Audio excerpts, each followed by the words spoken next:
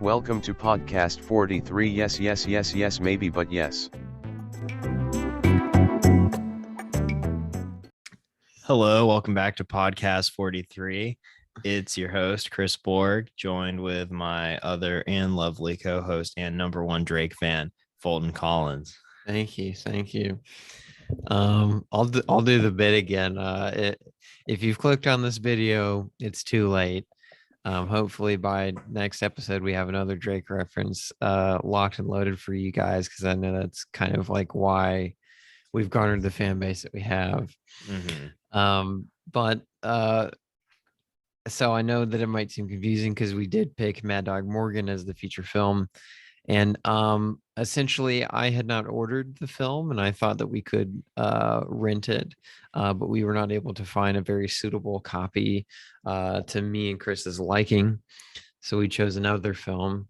And I would like to do a little introduction for this film, because I don't know if I wonder if the anticipation has been building towards this episode, because me and you talk about it so often. It's true. But the opening of the shot, or the opening shot of the film, is the speedboat, and on it we can see Turtle, Drama, and E on it. And Drama has a pair of binoculars and he's looking at Vinny Chase's sick fucking yacht, and he sees all these women in bikinis and they're dancing. And so we take the view of the binoculars. Us as an audience, we're looking into what Drama is looking in. We're feeling what Drama is feeling.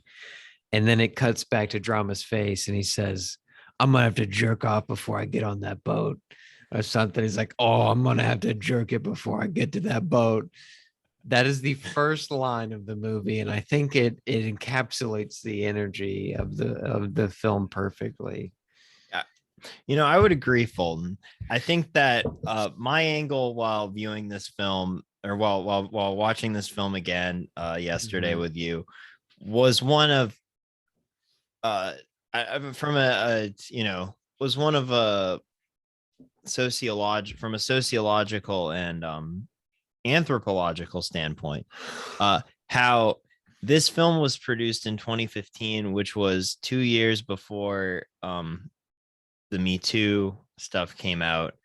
And I also think that the way that it looks at Hollywood is like not reflexive in the slightest, not insightful in the slightest. It's more of a vehicle to prop up Hollywood as this place where you can run into Kelsey Grammer and he'll tell you to go fuck yourself. Or you'll run into Liam Neeson and he'll tell him to go fuck yourself. Or you'll run into or you'll run into Warren Buffett or Mark Cuban. And what do they say? Go fuck yourself. Mainly to Artie. If it's any Artie, of if they're saying hi to Vince, then they're like, "Oh, Vince," and Vince is like, "Oh, cameo person." So but yeah, it doesn't feel like there's any. It's not like Robert Altman's The Player, which is a movie about Hollywood full of a ton of cameos, but it's also like about something about Hollywood. Like it just happens to take place in Hollywood. They got the murder. This is just a Hollywood movie. It's just a vehicle to prop up all these stars and act like Vinny Chase is the coolest thing ever. And in case you didn't know, but it sounds like you don't believe that, Chris. I just want to make sure that I'm hearing you correctly, that Oh yeah, no, I think Vinny Chase is like really cool and awesome. And I think Adrian Greener's performance is probably maybe the best performance ever in a television show and a film. But yeah, so in case you're not familiar with the TV show Entourage, I guess me and Fulton can do a quick refresher. Oh yeah.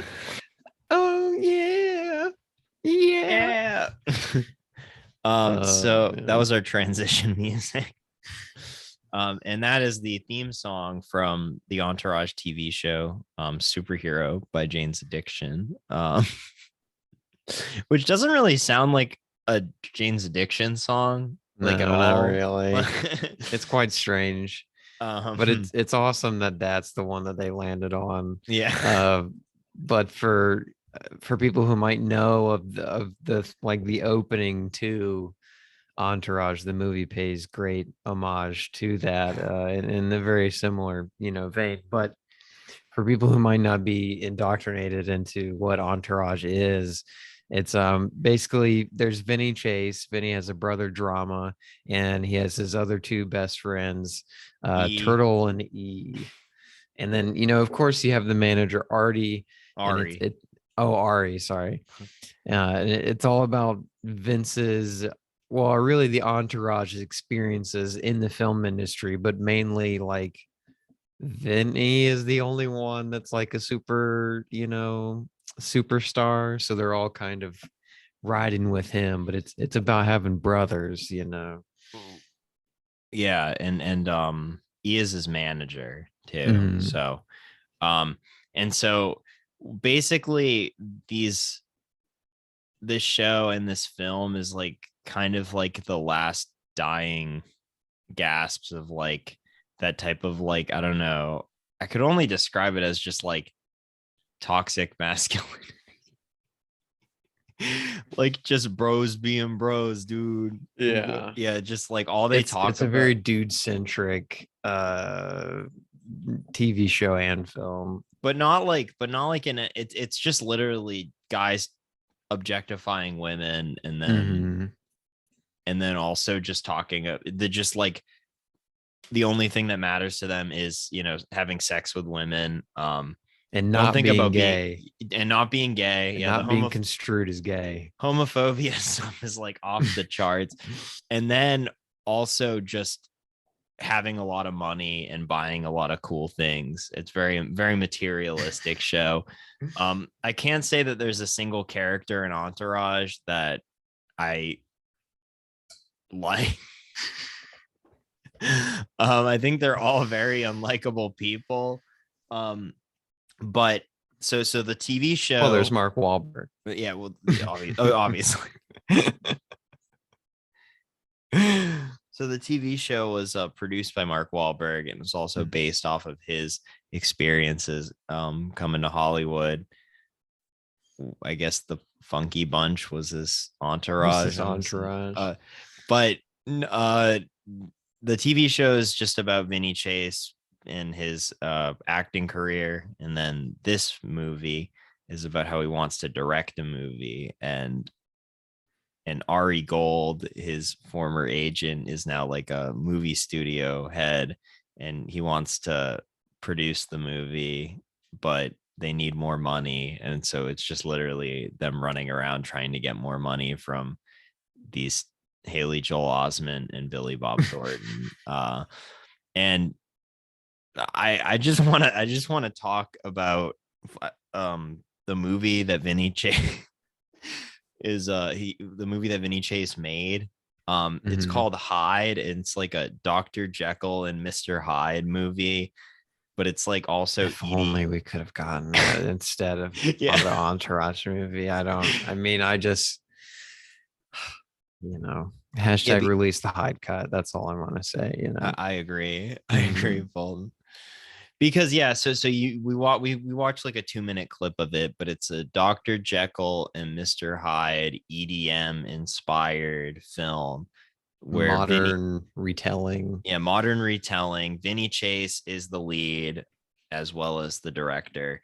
And it just, in the only clip that we see in the movie is him in like a hoodie as he's like making the beat's about to drop. He's making sick beats, and everybody's like moshing in a crowd, and then like, but it's like under a freeway or some, which is like, if you think about the logistics of it, like no one could hear anything happening under a freeway. Like freeways are just like the loudest place to have music, but I guess the music is so loud that it overpowers the sounds of engines roaring.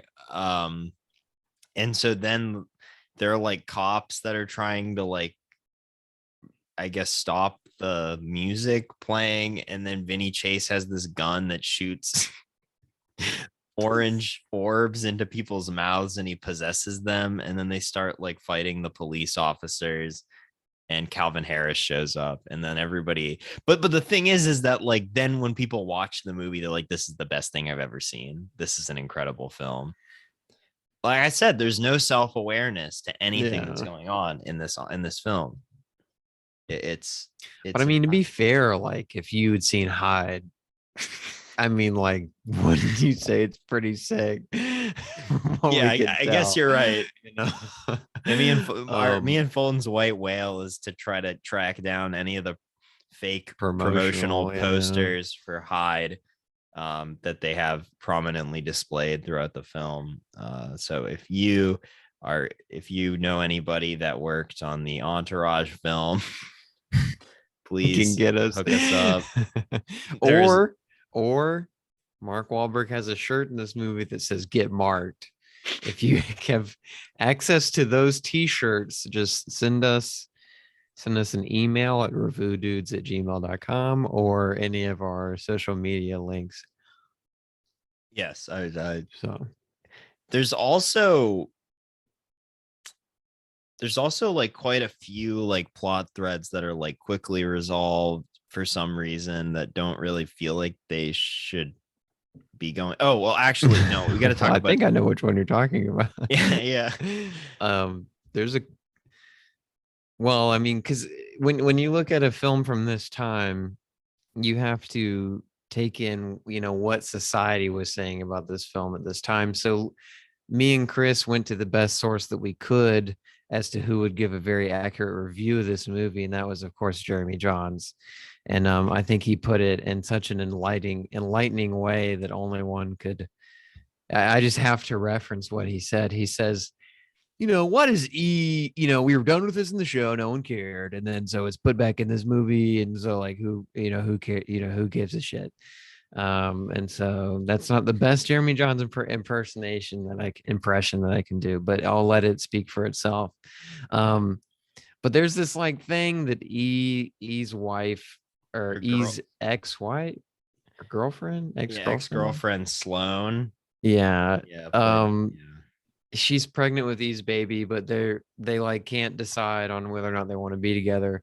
So E, starts seeing new women, and he dates these two women that just like they're like, they call him a piece of shit. And then they're like, well, we used to date each other, or not. God damn it.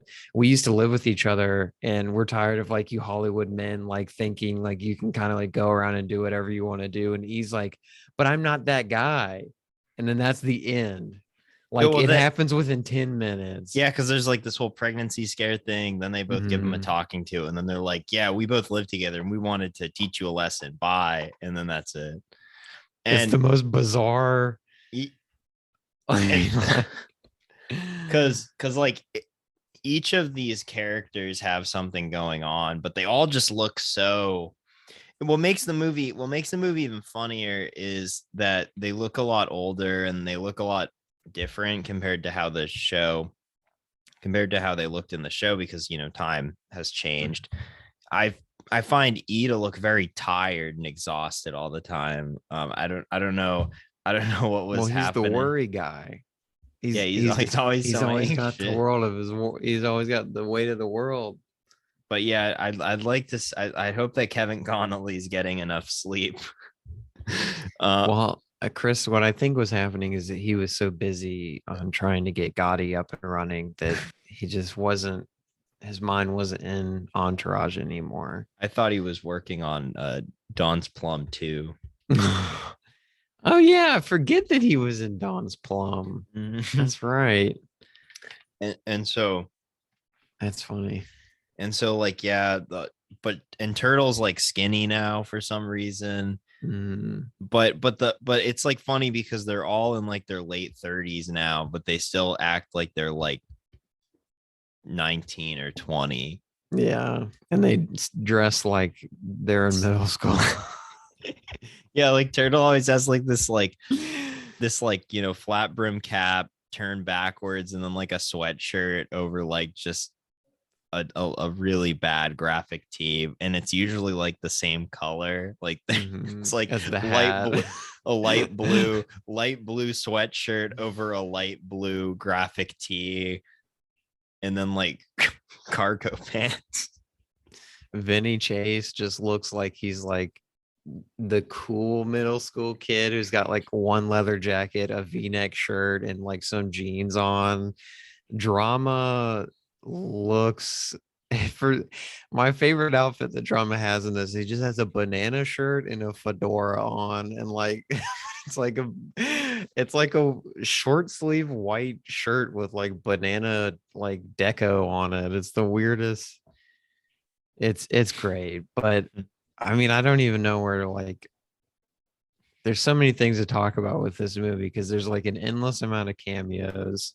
Andrew Dice Clay has a good extended cameo. That's really great.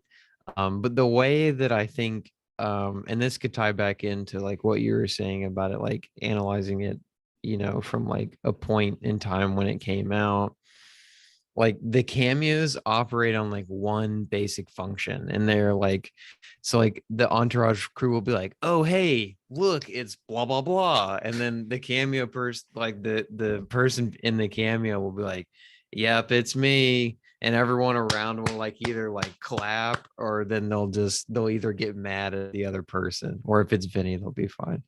My favorite one is when Pharrell and Mark Ronson show. I'm pretty sure it's Mark Ronson, but Vinny Chase holds a screening at Turtle's house, and he's like, all right, I'm not going to show my movie anymore. But he's like, I know this sucks, but hey, look who that is. And then it's Pharrell in the giant hat and Mark Ronson. And they're No, like, but the both way like, it's like the way that the camera just like pans over, and it's just like Pharrell walking, and he freezes. But it's fucked up though. yeah. But it's fucked up, Fulton, because you know who Mhm. was also at that party that could perform and entertain a crowd of people more than even Pharrell and Mark Ronson could? It's so unfair. The Dice Man himself, Dice Andrew Dice Man. Clay. Well, we were joking about it, and I really think they should have done it, but then that would require like there should have been like a reaction shot to him seeing everyone just. Well, when Vinny Chase says, "Hey, it's Pharrell," people flock to Pharrell. Like the whole party flocks around Pharrell and Mark Ronson, and the Andrew Dice Clay should have been like, "Hey, Vinny, that was pretty fucked up, man." But then that would require the film to be a little self-aware, which I don't think it was attempting to do, unfortunately. But Yeah, it's like they got Doug Ellen to direct it, who like directed a lot of the Entourage episodes, Yeah. and all that. But like, if this was put in the hands of the right person, if this was put in the hands of somebody like Harmony Korine, maybe that would have been very interesting. then I could imagine it would be like a lot more self-aware about where its position is in film. But Mhm. it's literally just four guys and a producer just being just total numbskulls that like I don't know, that it's just like every single, they're like, they have like the worst like values in the world. Like they're just like, oh, I gotta buy a new car, and look at this, I was banging this broad, and then Bro, my life is gonna end, dude. I got a girl pregnant. Oh, damn, bro, this sucks. shit. I don't know. It's just, it really is a direct continuation of the show. I mean, it really does pick right off as if no time has even even passed. And But it it's also feels like a like, weird echo chamber. it's also of these like they terrible wouldn't people. have been able, like, I think that like they may have been able to make this movie in 2016, but like Mhm. that's like the cutoff. Like Mhm. Yeah, it was really pushing it. and thank God it Yeah. came out. Unfortunately, we'll never get that sequel, but Yeah, I was it's what it surprised this is. movie didn't actually do too well at the box office. Fulton, what about Kid Cudi's character? Oh yeah. So in this movie, he's credited as oh no, I don't want to, Scott. Scott Miscuddy. Scott Miscuddy. Okay, yeah, I was scared I was gonna mispronounce it. So he's not credited as Kid Cudi, but we recognized it, and I was waiting for him to show up, and then he takes the place of Ari's old assistant, and it's the most bizarre. Like, I don't know if Kid Cudi was trying to like do like a serious role as an actor or something, but it's really like so confusing like when it happens. And I don't know, it's quite strange. Yeah, that is a good point. I forgot about that one. I mean, there's literally so many cameos, like I don't know if we'd be Or able to, like Ronda Rousey, that she's like a main character. yeah. And Uh, this is also one of the interesting things, because like during this time she She was was trying to crack into acting. She got the acting deal, I think, like a big acting deal at the time. well, she was like unavoidable in that point. Mhm. In 2015 or 2014, 2015. Fast She and was just Furious like, 7. well, yeah, Fast and Furious 7. Furious 7 yeah, I think, yeah, that was Furious I 7. mean, Yeah. because her whole thing was like, whoa, she's undefeated. She's an undefeated MMA fighter. And then as soon as she lost, it was just like boom, her Yeah. career just totally tanked, and she like lost a lot of those like acting deals. Like I think they were supposed to do a remake of Roadhouse, the Patrick Swayze movie, but it was supposed to be helmed by Ronda Rousey, and I think that got canceled. I mean, I think she still does MMA. I just don't think No, she's she as does popular. WWE now. Oh, okay. Well, I'm Yeah. sure that's got to be pretty fun. Yeah, I mean, like You she's know? doing fine. It was just like she just doesn't have that. She was like a household name, which was like Yeah, the this is crazy true. thing. And so And then yeah, like what? Mhm. So I was gonna say the even funnier thing is that her romantic pairing is with Turtle, which Yeah. if people, if fans of the show, if they know Turtle, it's the weirdest thing, because he's like, dude, she can beat me up. I'm kind of into that. Like, that's kind of hot, dude. Yeah, he's then there's like the scene where like she's like, if you if you can last 60 seconds in the ring with me, I'll let you have sex with me. And he's like, all right. And then Whoa. And then, well, I guess the other big person playing themselves is Emily Ratajkowski. Mhm. But her screen time in the film is quite minimal when you think about how large of a sway she has over the plot, which is odd. I think it was just like, yeah, Emily, how many days do you want to be in the studio? Oh, 2. All right. But like, yeah, her and Vinny Chase have like a relationship, but like they have absolutely no chemistry whatsoever in the few conversations that they show with them. And then like Haley Joel Osment is like mad because like he likes Emily Ratajkowski, or his character, else Haley Joel Osment's character, also, because he's not playing himself. And then like it's just really weird, because I don't even think she's not even at the red carpet. Did you know that when they at the end of the film, when they go to the Golden Globes for Hyde, and it wins big at the Golden Globes. It gets nominated for like every award imaginable, including Best Picture, and best supporting actor. Johnny Drama wins. Of course. But like, yeah, she's not even I would just assume that she would be with Vinny Chase if they're in a relationship. I don't know. It's just weird because, well, I mean, it is taken a step further, because in the post-credit scene, he's with a completely different woman, and they name drop the what was her name? Like something Miller. yeah. We didn't know who it was, and we didn't look it up, but I'm assuming it was some popular model at the time when the film came out. And he's like, oh, this is a new chick. So it's very weird that I guess they couldn't get Emily back, to do the post credit scene or to do a few more scenes in it. She was busy. She didn't want to be in the Entourage movie for too long. I mean, I don't blame her. But yeah, I think if you really like Hollywood, there's plenty of movies that you can watch about Hollywood that aren't the Entourage movie. But Don't watch it by yourself. Yeah, don't watch it by yourself. I think it would be rough if you were alone. And yeah, so this is kind of also a two-parter because we'll be covering, I guess a two-part episode. Because we'll be covering Sex in the City, not immediately after, but at a later date, because it is just the gender swapped Entourage. And in many ways, I would say that Sex in the City probably has a lot more cultural, or it still has legs in our culture, not in the way that I think that something like Entourage does. Well, I was gonna say, did Sex in the City that started first, right? That was back in the 90s, right? Yeah.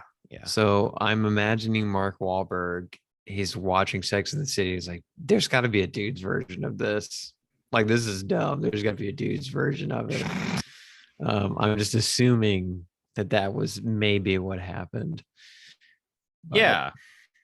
And now they get the Sex in the City revival, but we can only hope. No Entourage revival. We can only hope. Come on now. It would be kind of wild if they did it. I do wonder who, I wonder how it would perform. But I agree with you. I don't think it would have to be a very different, like it'd have to really change in order for it to like work in our current times. Yeah, it's but yeah, just a horrible show, horrible movie. But you can't help but love it for how outdated it is. You want to just be with the four boys in the Hollywood Hills, driving around, living it up. What's more to Cadillac? And but the top has to be dropped. It's got to be a drop top or a convertible. Because I've never seen the Entourage boys in a hardtop car. So they would never. They would never. They've got to have the wind blowing. Also, you got to drive Cadillacs. Only Cadillacs.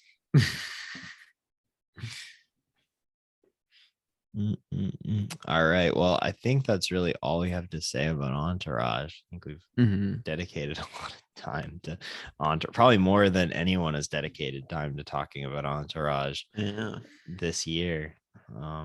But that's all right, because we'll probably have some other Entourage content down the pipeline, maybe. Could happen. You never know. Never say never. You know what I mean? And if not, I'll look forward to watching gender swapped Entourage in the near future. But I guess we should take an ad break. Yes. And then we'll talk about other things. All right. And we are back.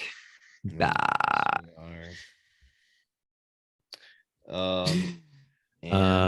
terms of new releases, I think if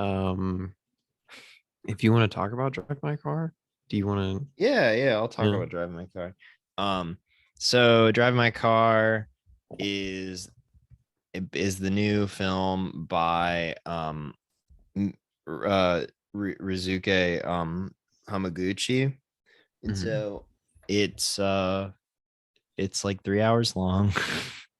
And it's based off of a short story by Haruki Murakami called Drive My Car. And I wanted to make it the length known, because it is quite surprising how long a film is for it being based off of such a short story. But I do think that it probably didn't really warrant needing to be 3 hours. I did enjoy it though. Especially the first 45 minutes, I think are great. I think that I think that Hidetoshi Nishijima, who plays the lead, Yusuke, I think he was really good. It just kind of is like this tortured soul, kind of trying to make sense of his life and his future, and like kind of after losing his wife. And I think that the stuff with his wife in the beginning is very strong as well. Like the interactions with his wife, kind of like their chemistry and their kind of odd relationship. There's like kind of, he's direct, and then so you don't get the opening credits until like 45 minutes in, which I think is pretty cool. The only thing I can think of that like did something kind of similar is Climax by Gaspar Noé, which has the credits midway through the film. But and so like it flashes forward to 2 years after his wife dies, and I'm not really spoiling it because it's in the synopsis, it's in like it's in the description of what the film is about. And he has to direct a production of Uncle Vanya, the Chekhov play, and it's kind of used as this like literary allusion to like his own life and kind of dealing with loss. It's a very sweet movie, and it also has a really cool Saab 800, I believe is the car, and it made me want to drive one. I think he drives that car really well, despite the fact that in the most of the movie he's not allowed to drive it. It's a big plot point. But when he does, you know that's his car, and but they don't use the Beatles song "Drive My Car," which was I'm not gonna see it. Is messed up. I just can't. Yeah, it's not fair. Fulton's Fulton's leading the hashtag boycott Drive My Car movement on Twitter because of that reason. I will see it eventually, because I do want to see it. I just haven't gotten around to it yet. That was one of those movies I really wanted to get in before the 2021 episode, best of episode, but we did not get a chance. I did not get a chance, I should say. Well, yeah, I think that's really all I have to say about Drive My Car. I don't think I'm as crazy about it as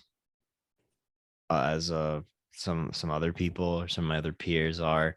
I don't think it's like best of the year. I think it's very good. I think it's probably the top 10 of the year, but not my number one's pick or top 5 even. But Hamaguchi also had another film out called The Wheel of Fortune and Fantasy that I've also heard really good things about, and maybe I'll try to get that one in too. 2 in a year is impressive as a director. Old Ridley Scott. Yeah, Ridley Scott, Hamaguchi, and yeah, that's it. Ooh. Well, I guess on to our top 3s of the week. I can have a good. I might group Shanghai Noon and Shanghai Nights together just really quick because I don't have a lot to say about Shanghai Nights. But for people who might not be familiar, Shanghai Noon is a mix of a Western and kind of like it's a mix of a Western and a martial arts film. And so you have Owen Wilson playing the classic cowboy, and then you have Jackie Chan playing a martial arts kind of esque character. It's a very simple, or I shouldn't say he's playing a martial esque. I shouldn't say that. I should say that he is a character skilled in martial arts. I feel bad because I don't know all the different types of martial arts, so I don't know specifically what type of fighting style he's using, but he does such a fantastic job. Like, this movie is such a treat. It's great. And Jackie Chan and Owen Wilson have a great amount of chemistry, and Jackie Chan, he's known for his stunts and performing all of his own stunts, and I think he's such a skilled actor in that department as well, and the way that he can manage doing like intense and really well choreographed fight scenes, as well as kind of blending them into like little and blending in the comedic moments of those fight scenes are amazing as well. I really couldn't highly recommend this one enough, because it's just such a fun time. And the plot's pretty fun as well. um and it's pretty competently directed as well. And then so, because Chris, I when I watched this, I texted you about it, and you said that you were more a fan of Shanghai Nights. Oh But no, I not that I'm more of a fan of Shanghai Nights. It's just I think Mhm. I've only seen Shanghai Nights. Oh, okay. So having seen both, I think Shanghai Noon is the better of the two films. Because in theory, Shanghai Nights should work, but I don't really like how they kind of like pick and choose what to continue off of from the where the story left off in the first one. It's kind of odd how they kind of progress the story, and then Owen Wilson's character kind of has a regression. Mm, And then for a film centered around this kind of dynamic duo, they do spend time together in Shanghai Nights, and those are the best parts of that film. But I feel like too much of the film is kind of focused on other parts of it, and then I also think that, or other parts or other characters that have been introduced for the sequel. And I think that kind of core relationship is very, very important to why Shanghai Noon works so well as it is. And then also, there's the fighting sequences still continue on into Shanghai Nights, and I think they are still as good. I just think they're kind of spread out a little too far in between. It's not the like the it I think it kind of struggles to find a balance in between time spent between each kind of big kind of action set piece as well. So I'll do that, and then I wanted to talk about Solaris from 2002, which is the Steven Soderbergh remake of the original Solaris. And so I've seen the original Solaris, but it's been like like I think like 2 years since I've seen it. It's been a while. But when you watch this film, it seriously does not feel like a film from 2002. And I don't like to say it because I think it does sound cheesy, but it visually looks ahead of its time. Like it looks like a 2007 film. Like it just mm, looks like it would have come out late 2000s. It's really impressive, because I didn't even pay attention to the date it came out until after I had seen it. And I think this film it's still pretty good. I think I don't think I like it more than the original, because I think mhm. the original one can kind of put you in this trance, and it's a really, really effective mood and kind of feeling that's conveyed through the original. And not to say that this one doesn't kind of tap into that. It does, but I didn't feel like I entered the kind of same headspace that I was as the original one. But I still think that there are things to applaud in this version of Solaris. I do think it kind of takes the original idea of its predecessor, and it kind of pushes it a little bit farther. But I don't want to spoil anything, because there is a big kind of reveal that leads to like a deeper kind of exploration of the ideas of the original Solaris. It, And yeah. I was just gonna say it's just kind of frustrating that Tarkovsky didn't cast George Clooney in anything when he was I know. alive. So just so it's so fucked up. Um, and then lastly, I wanted to talk about Wes Craven's The Hills Have Eyes from 1977. Mhm. This has been on my list for quite some time. Have you seen this one, Chris? No, I actually haven't seen The Hills Have Eyes, but I do like Mhm. the Weekend song, The Hills. where he goes, "The hills have eyes, the hills have eyes," and it's like, whoa, Well, it that's kind of makes you think why wasn't The Weeknd used for the soundtrack? yeah, no, Um, honestly. But no, I haven't seen it, and I've heard good. I mean, I've heard also really good things about the Alexandra Aja remake from mm, '06. I've heard that's a great one. I'm super super excited to see that remake. Because after watching Piranha 3D, my expectations are kind of high, but I also have heard from people that I do trust that is a very good film. But focusing on the original one, um, I actually really do like this film. My only complaint is really the costume design. I feel like it looks a little too I think it looks a little too goofy to be taken completely serious. But I still think like it's an effective, like thriller as is, Mm. or I should say like horror film. And the dynamic set up between like the cast is interesting too. And I also love it because there's a dog in it that just like he rules. Or Really I think it's a I think his name is the Beast. I think his name is Beast. There's two dogs. There's one called Beauty and there's one called Beast. cool. This dog rules, and when you see the movie, you'll know why. But I think it's also interesting because I've never really seen an animal used in that type of way in a horror film before. And I could just be misremembering, other horror films, but I don't remember seeing an animal have such a prominent kind of role in a horror film before, and kind of doing what the animal does, doing what the dog does in this film. Um, but I know there is a sequel also done by Wes Craven that I do want to see, but I am more interested in that remake as is, because I think there's a really interesting idea here, and I think I have I have a weird kind of soft spot for like getting stranded and lost type horror films, because I think that idea is so like it's so creepy that your car could kind of shut down anywhere, Mhm. and you never really know what's But have you seen Cabin Fever? I have not. Uh, Okay, should I I like, watch? yeah, I like Cabin Fever a lot. Okay, I yeah. think, yeah.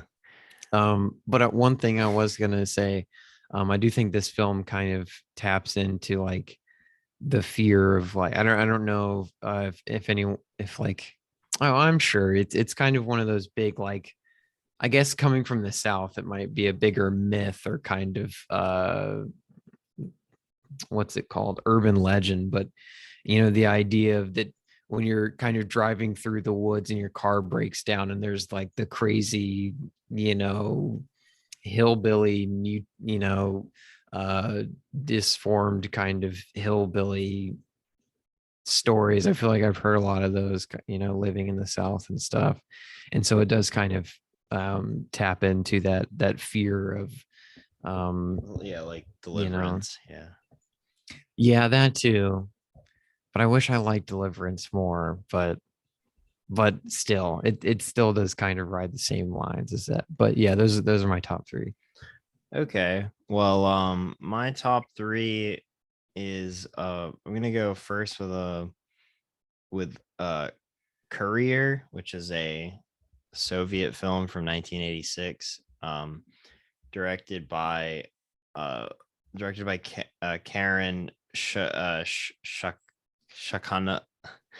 Shakanaz Shakanazarov. I'm sorry.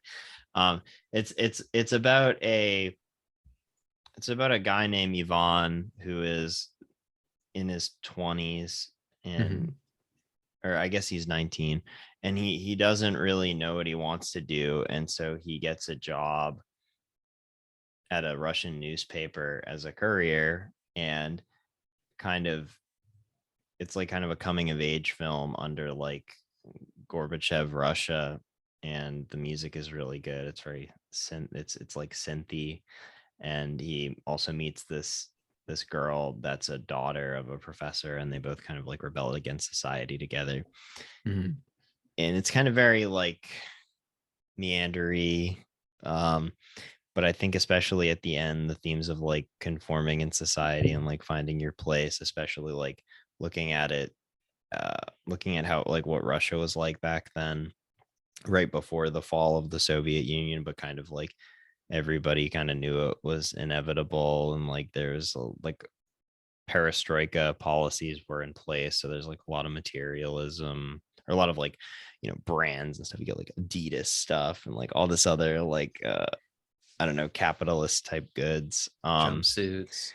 Yeah, Adidas jumpsuits are prominent as well. So there's also like a wall that has a spray paint, that like a wall with graffiti on it that has like Adidas spray painted on it, just like the word Adidas and the three stripe logo. But yeah, I think I would say check this one out. It's on YouTube, because Mossfilm uploads pretty much all their films are available for free on YouTube. Although I was watching it with my girlfriend who speaks fluent Russian, and she said the translation was not the best, but I was still able to understand most of it. So then number 2 would be Private Parts, the Howard Stern film. It's similarly to Entourage. I think it kind of exists in this strange cultural headspace, and it's kind of why I like film so much, because you can use them as reference points to go back in time and see like what were people thinking, you know, back in 1997, or like what was in the forefront of people's minds.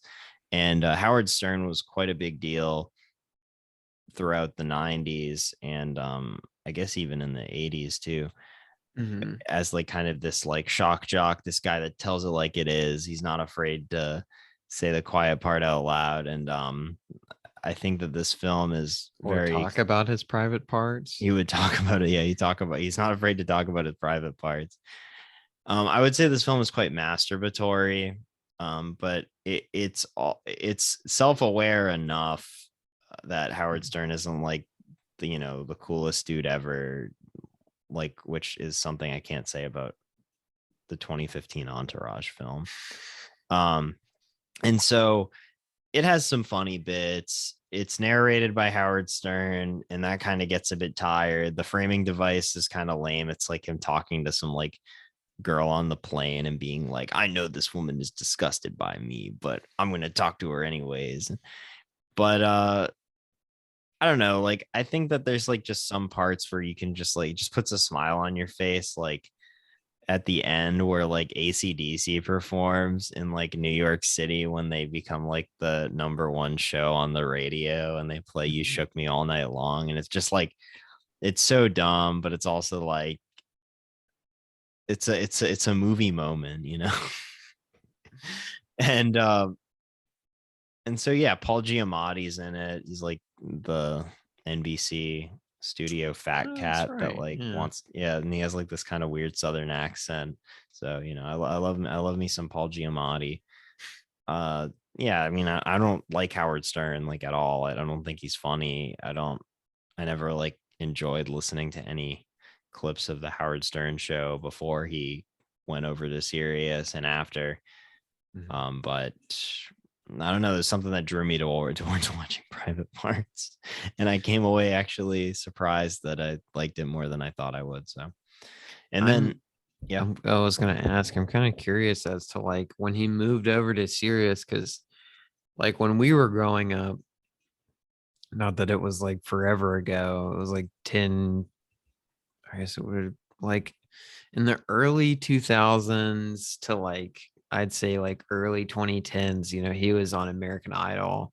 So I would still say he was like a household name. I'm curious to know how like what his numbers look like now that he's on Sirius. Like I'm wondering if a lot of new people go to Sirius and listen to him, or if it's just like his core fan base. I don't know.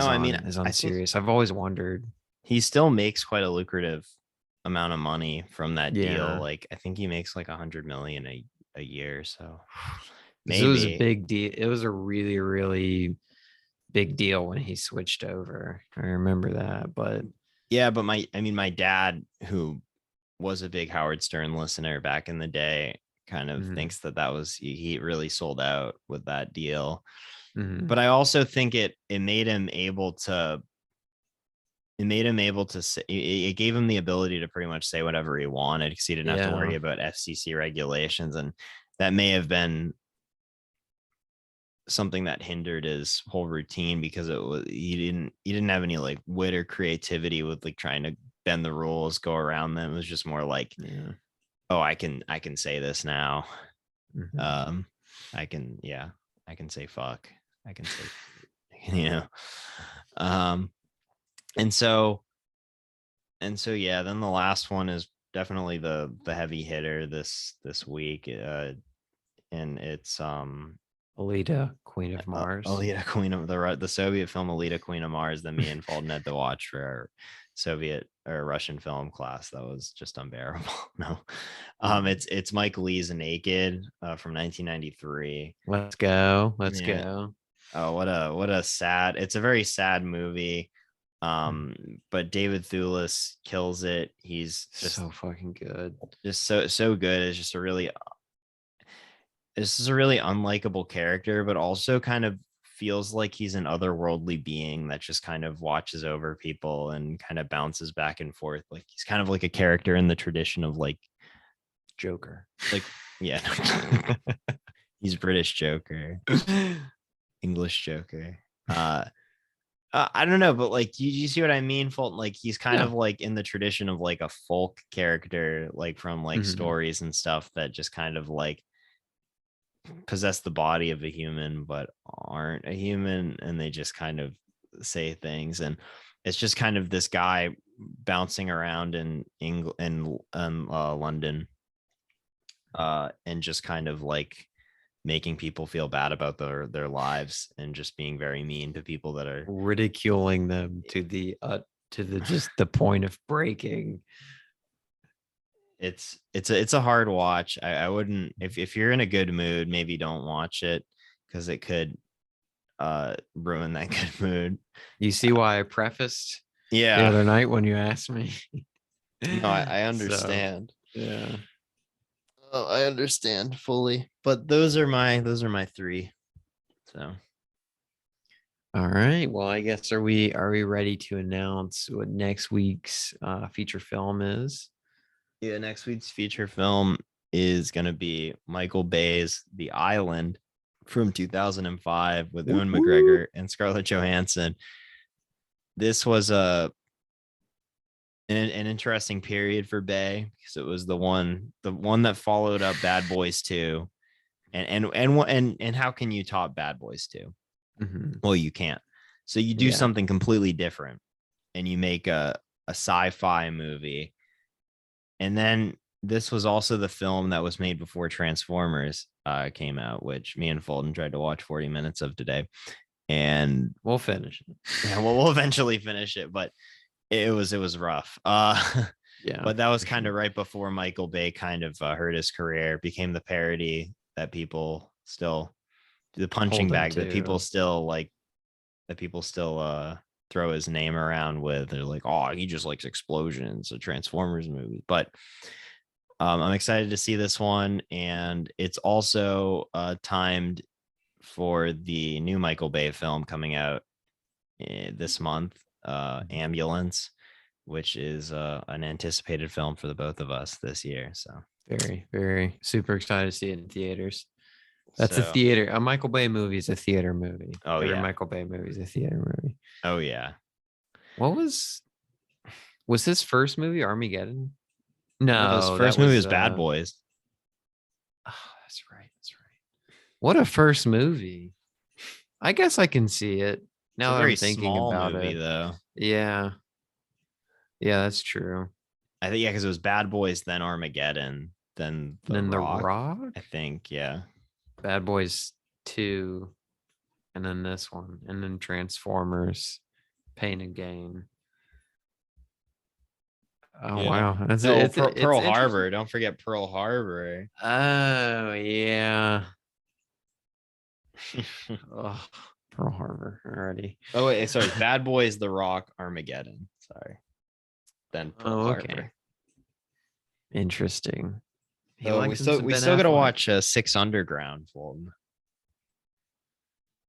I think I remember the opening. It's quite insane. But I don't want to spoil it. I don't want to spoil it. So, but that was the first movie when my family got a 4K TV. That was the movie that was put on because it just came out and it was 4K. Sick. On not HBO, Netflix. But so yeah, well, we will see you guys next week. Sorry for the last minute change. I promise I will program Mad Dog Morgan. I will get a copy of it so we don't have to worry about that. And yeah, so stay safe. Stay wavy.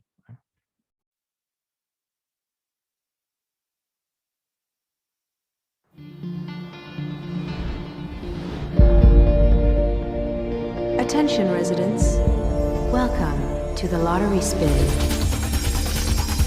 Jordan to Delta, you're moving out to the island. Transported to the world's last paradise.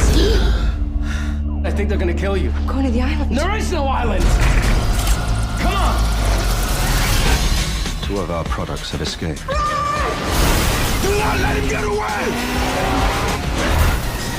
What was that? I don't know! But I want one. Hold on! This summer, Tell me what's going on! They're gonna come looking for you. Good job! You're copies of people. So one of them gets sick and they need a new part, they take it from you. I'm sorry, I'm not ready to die. from Michael Bay, How come we never did this before? the director of The Rock and Armageddon.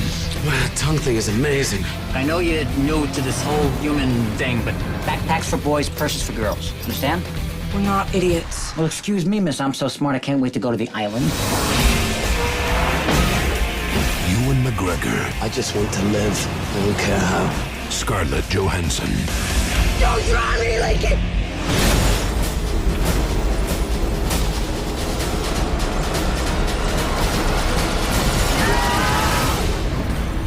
You still think there's an island?